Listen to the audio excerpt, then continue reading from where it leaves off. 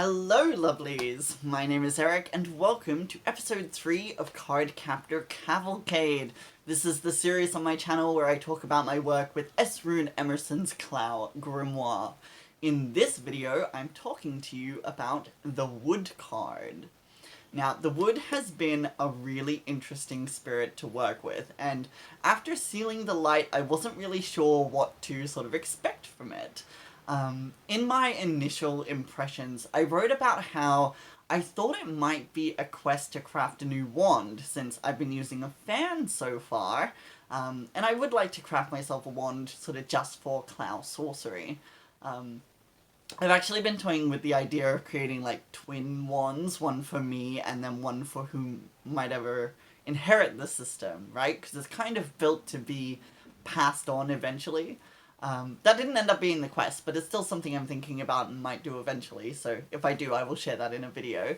But I awakened the Wood, and the next day I had a lesson at my local Taoist temple, and we were talking about the 5 elements.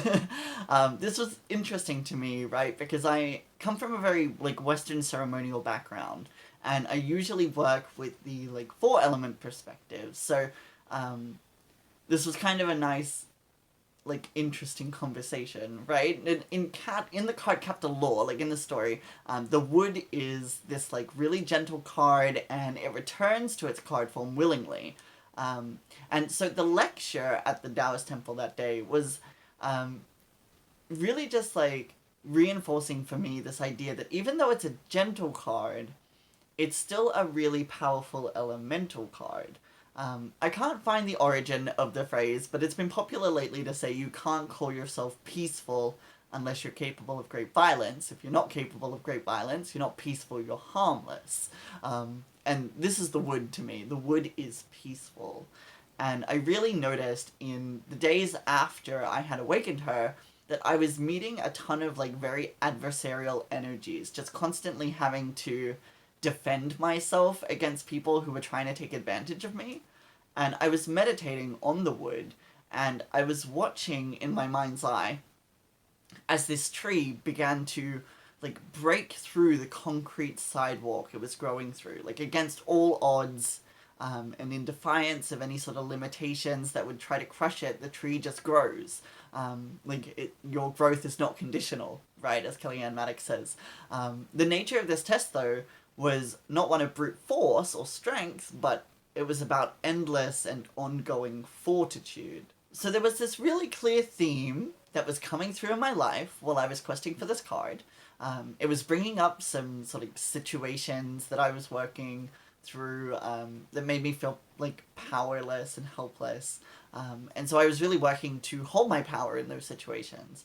And with all these themes in mind, the actual nature of the quest seems a little bit anticlimactic. But I did some divination with the Wood and tried to figure out exactly what I was meant to be doing. I got the theme, I got the message, but I was what do I actually need to do here?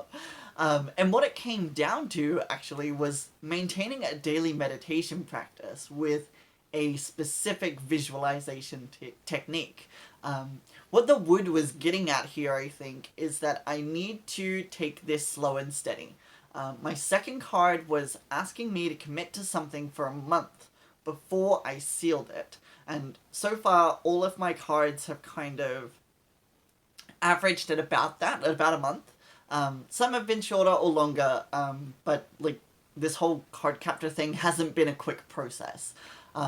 So I did what she asked. I focused on my visualization skills and trying to get better at that. And at the end of the month, when I went to seal the card, I could more clearly see her as she was sort of returning to the card. It was a very visionary experience. It was almost like she wanted me to witness her.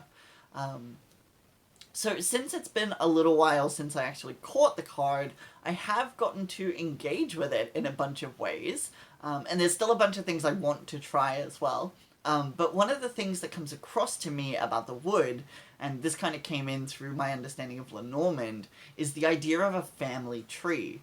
And so I've been incorporating the Wood into my practice of necromancy, ancestral veneration, And if you have like an interest in mediumship and that sort of thing, I think the wood would be a really great helper in those kind of tasks. I think with that vein, it would also kind of be a good spirit to talk past lives with. I have a petrified wood orb that I'd love to work with the spirit through. I think engaging with the wood as an interface for connecting with tree spirits would be cool, or like land spirits, nature spirits. And I've started working with them as well whenever I do wandcraft now. So that's been really cool. I think being kind of limited in the spirits I have access to has really meant like I explore the depths of each one and exactly what its natures and powers are.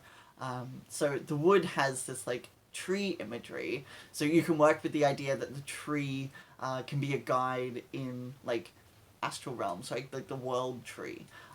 There's honestly so much you can go into with each card, and I've been really enjoying the videos by Left Hand Path. I will leave their playlist in the description. But they go through a heap of esoteric symbolism in the cards, and it's very thelemic. I don't agree with everything they say, but there is a ton there that I'm resonating with, and like has brought me into this like really deep understanding of the cards. It's really good stuff.